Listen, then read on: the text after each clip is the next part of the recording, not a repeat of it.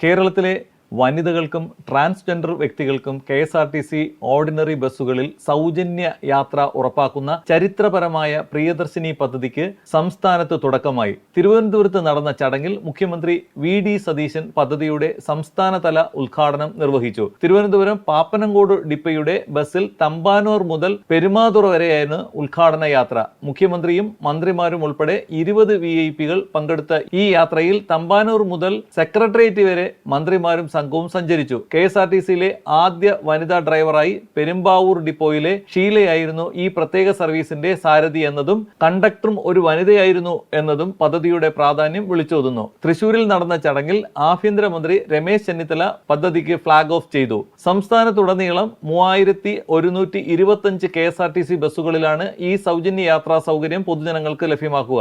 Ordinary വിഭാഗത്തിൽ 7 sub ക്ലാസുകളാണ് സ്ത്രീകൾക്ക് സൗജന്യ യാത്ര അനുവദിച്ചിരിക്കുന്നത്. Ordinary, city ordinary, limited stop ordinary, town to town, fare stage limited stop, point to point ordinary, ഗ്രാമവണ്ടി എന്നിവയാണ് ഈ വിഭാഗങ്ങൾ. പ്രായഭേദമന്യേ എല്ലാ സ്ത്രീകൾക്കും ട്രാൻസ്ജെൻഡർ വ്യക്തികൾക്കും ഈ പദ്ധതിയുടെ ആനുകൂല്യം ലഭ്യമാകുന്നതാണ്. യാത്രക്കാർക്ക് യാതൊരുവിധ തിരിച്ചറിയൽ കാർഡോ പ്രത്യേക രജിസ്ട്രേഷനോ ഇതിനായി ആവശ്യമില്ല എന്നതും ശ്രദ്ധേയമാണ്. എല്ലാ സ്ത്രീകൾക്കും യാത്ര പൂർണ്ണമായും സൗജന്യമാക്കിയ പശ്ചാത്തലത്തിൽ വിദ്യാർത്ഥിനികൾക്ക് ഓർഡിനറി KSRTC ബസ്സുകളിൽ ഇനി മുതൽ പ്രത്യേക കൺസെഷൻ ടിക്കറ്റിന്റെ ആവശ്യമുണ്ടായിരിക്കില്ല. പദ്ധതി നടപ്പാക്കുന്ന ബസ്സുകൾ തിരിച്ചറിയാനായി ബസ്സുകളുടെ മുന്നിലും വശങ്ങളിലും പ്രിയദർശിനി സ്ത്രീ സൗജന്യ യാത്ര എന്ന് രേഖപ്പെടുത്തുകയും പ്രത്യേക സ്റ്റിക്കറുകൾ പതിപ്പിക്കുകയും ചെയ്തു.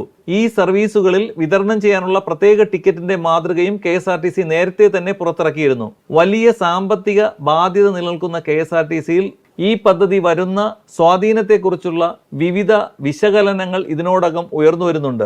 UDFിലെ പ്രധാനപ്പെട്ട ഒരു തിരഞ്ഞെടുപ്പ് പ്രഖ്യാപനമായിരുന്നു KSRTC ബസ്സുകളിലെ സ്ത്രീകളുടെ സൗജന്യ യാത്ര. തിരഞ്ഞെടുപ്പ് കാലത്ത് ജനങ്ങളോട് പറഞ്ഞ വാക്ക് പാലിക്കാനായെന്ന സന്തോഷത്തോടെയാണ് ഈ ബസ് യാത്ര തുടങ്ങുന്നത്. ഇത് വെറുമൊരു ബസ് യാത്രയല്ല, കേരളത്തിലെ സ്ത്രീകളുടെ അഭിമാനം ഉയർത്തിപ്പിടിക്കുകയും അവരെ സ്വയം പര്യാപ്തതയിലേക്കും സാമ്പത്തിക സുരക്ഷിതത്വത്തിലേക്കും നയിക്കുന്നൊരു യാത്രയുടെ കൂടി തുടക്കമാണ്. പുതുയുഗ കേരളത്തിലേക്കുള്ള UDF സർക്കാരിന്റെ നിർണായകമായ ചുവടുവയ്പ് കൂടിയാണ് ഈ യാത്ര.